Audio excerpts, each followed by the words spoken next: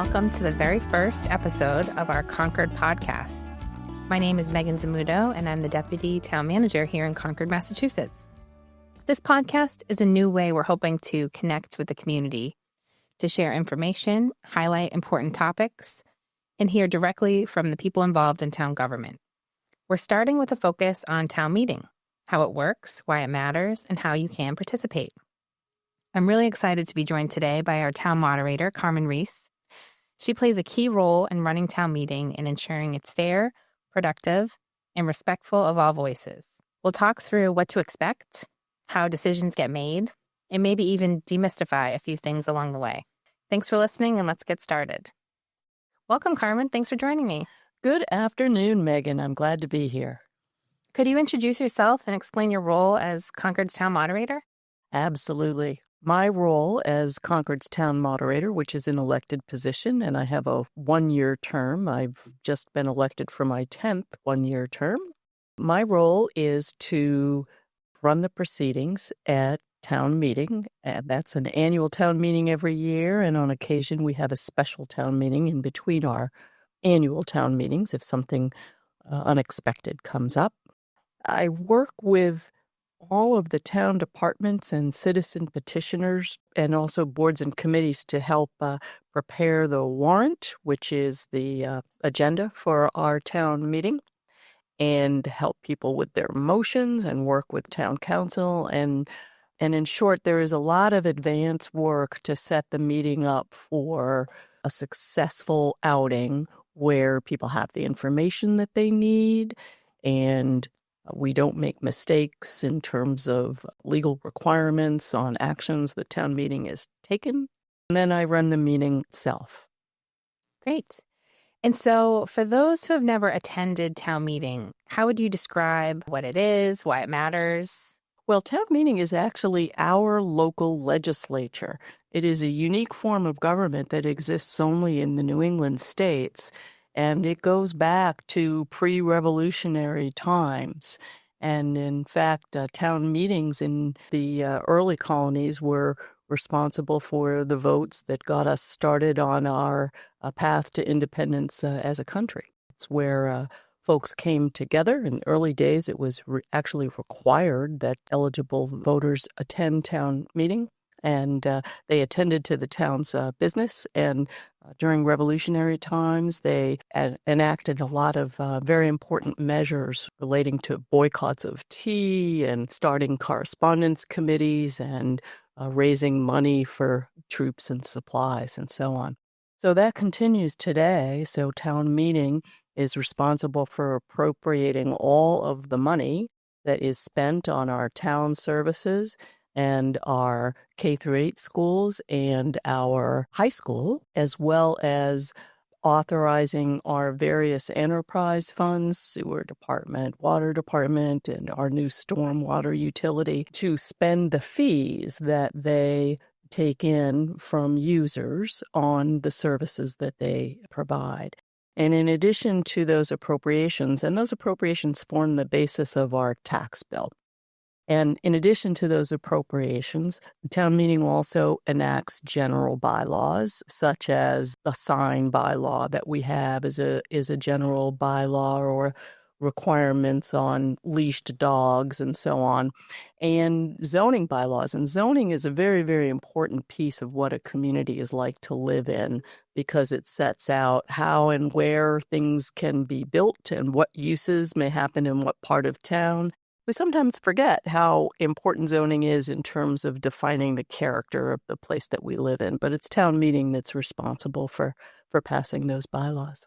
Great. I'm thinking I'd like to talk a little bit about what's new this year. And one thing that's kind of different or new is the date. We're starting a little bit later. We're starting on the evening of June 2nd. Yes, that's very late for us. We have a statutory requirement to hold an annual town meeting sometime between April and the end of June, and that's because we're on a June to July fiscal year, where our fiscal year ends on June 30th and the new one begins on July 1st.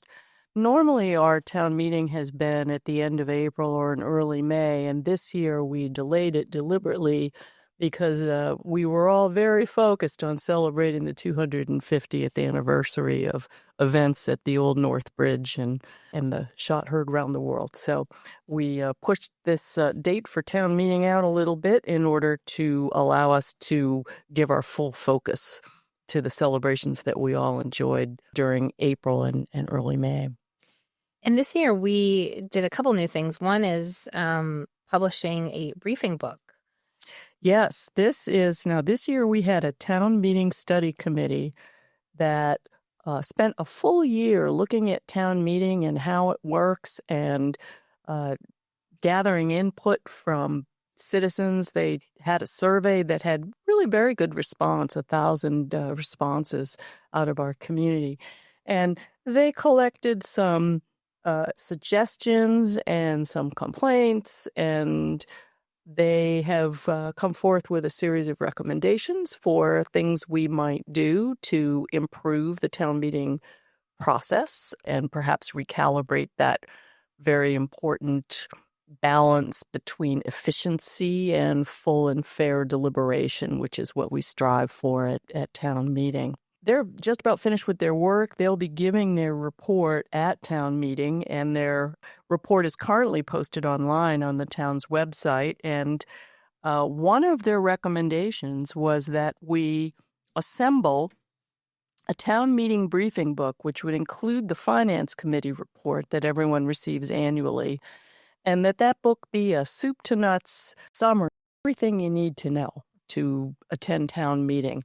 It has the full warrant in there, every article. It has the motions that will be made under each article, because the article is basically the notice that people receive on the topic to be taken up, but the motion is the specific action within that general topic that town meeting is going to be asked to vote on. And it's the motions that town meeting acts on.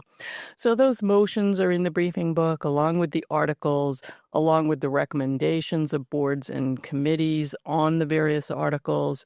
There is the full Finance Committee report, which gives us very important, fulsome information on the trajectory that we're on in terms of spending and revenues, and what people can expect in terms of impact of various proposals on their tax rates. And this book also has the consent calendar, which is a list of the articles on the warrant that are either routine or non-controversial or repeat items or housekeeping matters. And we generally gather those into a consent list. As long as everyone is comfortable with going directly to a vote on those, we don't deliberate on them. We just have a vote on the consent calendar. And we do make it easy for people to remove an item from the consent calendar for full deliberation. So any 10 people who are at town meeting and think, well, we'd actually like to talk about that article, can just call out that that's what they'd like to have happen, and then we remove that article for full deliberation. And there's also information in this book about accommodations for accessibility and childcare opportunities and how to volunteer for a board or committee. And I think by the time this podcast comes out, residents will have received their briefing book in the mail. Yes, I think so. And it is already posted online. And it'll be really important for people to bring this book to town meeting with them. And they can either bring the physical copy that they got at home, or they can download a copy onto their iPad or some other smart device. And I recommend doing that at home and not trying to use the Wi-Fi at the high school to do it, because it will be limited. And it's a significant book, so it will take a little bit of time to download. But it'll be important to have that book in your possession at the meeting, because that's where some of the longer motions are going to be printed, and a PowerPoint on the screen might refer voters to the full text of a motion that's printed in the briefing book. So you'll want to have that with you so that you can have a look at what the full motion says and have a look at any supporting materials that are in there, and take note of recommendations of boards and committees on the item that you're being asked to vote on.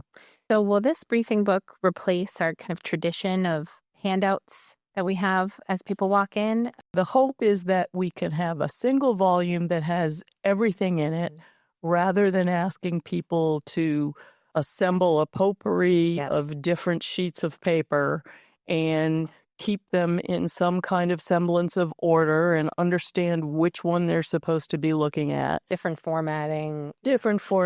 And this book has a table of contents, and it will enable me as the moderator and any presenter on a particular article to refer voters, attendees at town meeting, to a particular page number. Everyone should turn to page 20 to see the motion on this article. And that should be a good deal easier, and we hope destroying fewer trees than what we have done in the past. So if you're listening to this, please bring your book with you or download it ahead of time so you have access to it. So let's talk about clickers. That's another new item this year. How do electronic voting clickers work? What should folks expect when they come? Well, some folks may remember that we had a brief demonstration of clickers back in 2017. We'll be using a different type of clicker this time, but it's going to work on the same idea. And basically, everyone's going to have a very small remote control that might remind you of a remote for a radio or something like that. This remote control will have very simple, just 3 buttons, yes, no. I believe there's an abstain button also. It works on radio frequency. So the clickers, each clicker has its own identified number. And the clicker, when we open the window, we have kind of a brain. It's a receiver that when we turn on that receiver so that it's ready to receive signals from the voting clickers, people will be invited to vote. If they make a mistake, press yes, they meant to press no, they can simply revote it while that window is open, and only the last vote they register on their clicker will be counted. And all of those votes will be tallied by the receiver. We won't have them live tallied on the screen. We wouldn't want to influence anyone's vote by having them watch the yeses and the nos come in. But we probably will have a screen that allows people to see that the votes are being registered. We just don't know what they are. And then when we are pretty confident that we have all of the votes registered, we'll close that window and we'll display the tally on the vote. Generally speaking, this should be pretty quick. The manufacturer of this system recommends at least 30 seconds. If we happen to have a lot of clickers, we will have 1,000 on hand. And if we actually had all of those in use, the technological limitations of the system are such that it will take 1,000 clickers a little bit longer to register the votes than it would, say, 300 clickers. So maybe the vote window needs to stay open for 45 seconds instead of 30. 70 towns across Massachusetts have adopted electronic voting via these types of clickers in their town meetings. There are 30 of our neighboring towns with open town meeting that have adopted this particular system, which is called Meridia, that we are using. And we had a pretty exhaustive investigation by our IT department of what the best system for us would be. And we are renting the system this year so that the IT department can take it for a test drive, make sure that it feels comfortable, make sure that it feels like a system that can be managed in-house. And if it can, then I think the expectation is, and if voters support it and appreciate the use of these clickers at the meeting, I think the expectation is that the town will probably purchase its own clickers and maintain them in-house. And I think there were some articles last year about clickers. And did the town meeting study committee also analyze this topic to make a recommendation? Yes. Last year there was an article on the warrant asking the town to adopt voting by clickers, electronic clickers for town meeting. And the meeting voted to refer that article to the town meeting committee, town meeting study committee for consideration and evaluation. And they spent a lot of time thinking about it, collecting public input, and reviewing what other towns were doing and weighing the pros and cons. And they ultimately recommended that we use these clickers and that we use them pretty much on every vote under an article. So the main motions and any amendment to a main motion. We may not use them for our simple procedural votes, such as electing the deputy town moderator or agreeing that we'll take up no new business after a particular time. We'll still have our paper ballots that will be voting, our brightly colored paper voting slips that people who've been to town meeting may are accustomed to seeing. We'll still have those. They will be our backup system in the event we have any kind of technology problem. Always have to have a plan B. And then they're also very quick when you have a very non-controversial vote. The vote can be taken very quickly by raising those paper slips and doing a visual count. One question I have is, there's usually a tradition of debate and questions, especially here in Concord over the number of evenings of town meeting. And in the past, I don't know if there has been a time limit on how long people can speak. Is there a limit to how long folks will be able to deliberate this year? Is there any change in that area? Well, each individual speaker from the floor will have 2 minutes to speak at a microphone. And we also start the town meeting process, or I should say, before we actually get to town meeting, we have a coordination meeting with all of the article sponsors. And they've all been through a hearing already, and they have a sense of how long it takes to present the proposal. They have a sense of what the public questions will be. And I attend all those hearings as well. And so together with the sponsors, we settle on a time limit for each sponsor for the presentations they will make under their articles.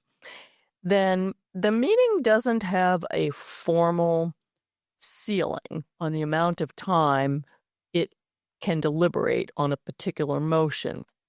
But there is a mechanism which we call calling the question, where if a voter feels that we've talked about this long enough, I think it's getting repetitive, and I think we're ready for a vote, they come to a microphone and they call the question.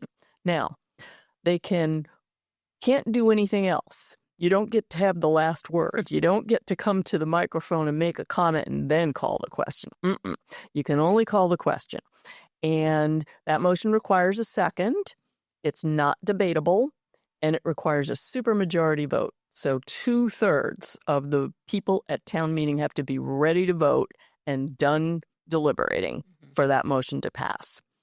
If the motion's brought really quickly, say before maybe the first speaker on the floor, I will ask that person to come back in a little while with that motion. That makes sense. Because we haven't had any debate yet. But generally speaking, if we've been debating a topic for, 15 or 20 minutes at least, then it's not inappropriate, I don't think, for that motion to be made. And I've been encouraged by the town meeting study committee and also in conversation with the select board to be a little more proactive in encouraging people not to be repetitive in their questions or remarks, and in taking a sense of the meeting on whether people feel like they've heard all the viewpoints, whether they're comfortable that they've made up their minds how they're going to vote. And that's a pretty good indication for those who might still be in line at a microphone that maybe they don't really need to come forward with that last point. I imagine that'd be the challenge, really, how to balance people giving them a chance to speak with also giving the meeting, keeping it moving efficiently. That is our perennial balance that we seek between efficiency and full and fair deliberation. Well, this year there are a few articles that are getting a lot of attention. It's probably the case most years. There's a couple standouts. Can you preview how the meeting will manage the discussion on those high interest topics? I identified 4 high-interest articles through the course of the hearings, and there's actually probably a couple more that have to do with parking. But the 4 that I identified were the article, I believe it's Article 8, which is a very large borrowing for the roads program in order to catch that program up to where it should be. It's fallen behind in recent years, and it's a significant borrowing. The next one is the amenities building. That's Article 13, and that's for the high school. And that was on the warrant last year and ended up not being moved, and it's back this year in a slightly different form at a different number. And Carlisle's already voted on its contribution to that building favorably, and they'll be contributing CPA funds to cover that. And then we have Article 34. That's a stormwater enterprise fund expenditures. And this one's of particular interest, I think, because it's the first time we're doing this. Last year, we created the Stormwater Enterprise Fund, and this will be the first year that we're looking at what the budget actually is, and we'll be able to hear a little bit about what the fee structure is that takes care of that budget. So that one, and then let me just mention the fourth one. The fourth one is a citizen petition that is brought by the Newbury Court folks, Deaconess Healthcare. They're a nonprofit, and their proposal is to amend the zoning bylaw to add a special overlay district for continuing care retirement communities. And that's Article 46, and there's been a lot of interest in that one as well. So the first one of those articles, Article 8, the roads, we determined we didn't need to specially schedule that. It's already on the warrant in a position which will make it the second article to come up for discussion for full deliberation at the meeting. So that's a good spot.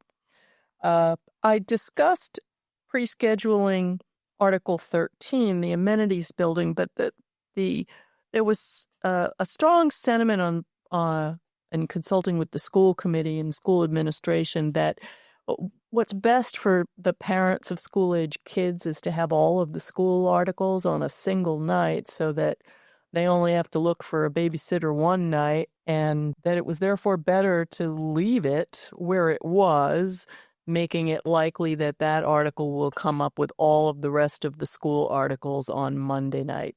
So that one we haven't moved. Article 34, which is stormwater, we moved that to be the first article that we take up on Tuesday night, June 3rd, and then we'll start that at 6:45 p.m. We moved Article 46, which is that continuing care retirement community overlay district. We've moved that to Wednesday, June 4th at 6:45 p.m., so that'll be the first article we take up then. And so what we do is, when we've taken a high-interest article like this and scheduled for a specific time, that way people who are really interested in that article know exactly when to come. Otherwise, we take up articles in the order in which they appear in the warrant, and it's very difficult to predict exactly how long the meeting will take deliberating on a bunch of articles, so it can be, it's probably the most frequent question that I get asked. When do you think we'll get to Article X? Mm-hmm. And I was once given a very tiny crystal ball to assist me in answering that question. You think we're going to be done in 3 nights? I do. Yeah. I do. We,